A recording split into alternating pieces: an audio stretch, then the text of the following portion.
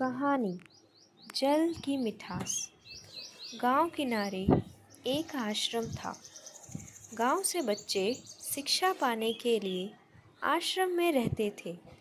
वहाँ के गुरु बहुत दयालु और विचारों के बहुत धनी थे।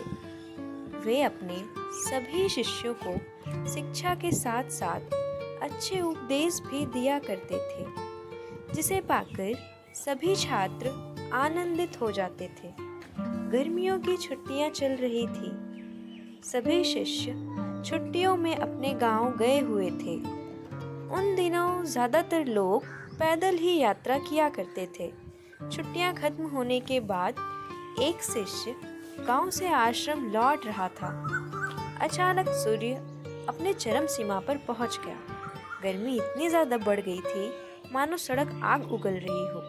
कुछ दूर धूप में चलने के बाद वो इतना थक जाता है कि प्यास में उसका कंठ सूखने लगा, लेकिन वह आगे बढ़ता जा रहा था। तभी उसे एक कुआं दिखाई दिया।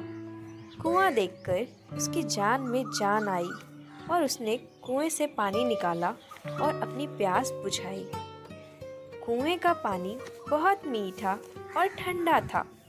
शिष्य ने सोचा, क्यों ना यहाँ का पानी गुरुजी के लिए भी ले चलूं। उन दिनों लोग मशक में पानी लेकर चलते थे। शिष्य ने अपनी मशक भरी और गुरु के आश्रम की ओर चल दिया। कुछ देर बाद वह आश्रम पहुंचा और गुरुजी को प्रणाम करके सारी बातें बताई। गुरुजी ने शिष्य के मशक से पानी लिया और पिया। फिर उन्होंने शिष्य को अच्छा और मीठा पानी लाने के लिए धन्यवाद दिया। शिष्य बहुत खुश हुआ।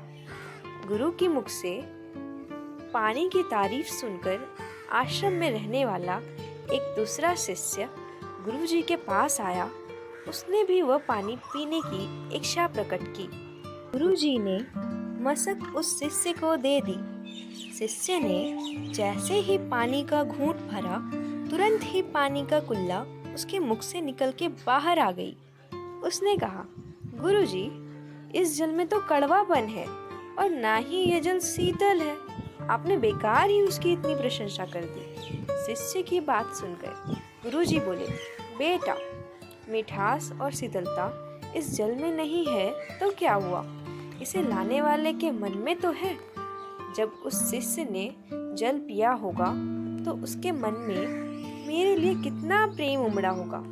यह बात महत्वपूर्ण है। गुरुजी थोड़ा रुके, फिर शिष्य को समझाते हुए बोले, तुम्हारी ही तरह मुझे भी मशक का जल अच्छा नहीं लगा, लेकिन मैं यह कहकर उसका मन दुखी नहीं करना चाहता था। हो सकता है जब उसने जल मशक में भरा होगा तब वह शीतल हो। यह भी हो सकता है कि मशक बहुत पुराना और साफ न होने के कारण यहाँ तक आते आते यह जल वैसा नहीं रहा। पर इससे लाने वाले के मन में जो प्रेम की भावना है वह तो कम नहीं होता ना। अंत में गुरु की यह प्रेमपूर्ण सीख शिष्य की समझ में आ गई। वह समझ गया कि हमें दूसरों को उनकी भावना से समझना चाहिए। सीख। यह कहानी हमें शिक्षा देती है कि शुभचिंतक की नियत पर संदेह करना ठीक नहीं है। हमें दूसरों की भावना समझकर ही प्रतिक्रिया करनी चाहिए।